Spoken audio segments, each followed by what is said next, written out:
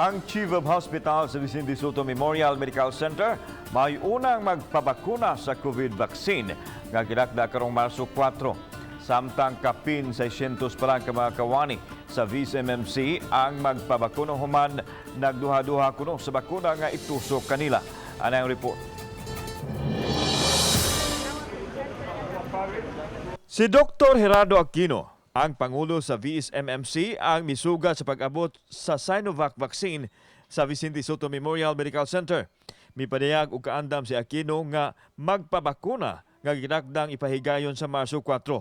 Tinguhan ni Dr. Aquino nga mapakita ilabi na sa iyang mga sakop sa tambalanan nga way ang ngayang kahadlukan bisan pa man kon Sinovac ang ibakuna kanila. Dire sa among health workers, ako ang mauna.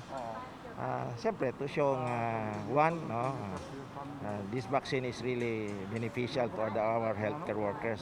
Para dili pod, because na magigamay mga apprehension, para ipakita nato nga wa sila angay kahadlukan. Ang mga kawani sa VSMMC mao'y unang mabakunahan apan gibutyag ni Dr. Aquino nga adunay mga misibog kay nagduha-duha.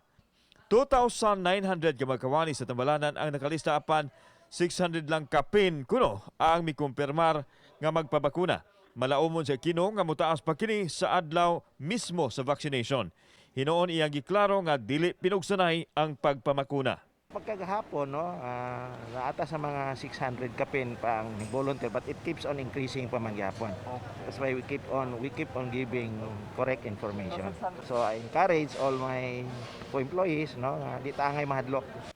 Kauban si Marlon Milgaso, ako si Alan Domingo. Balitang Bisdak.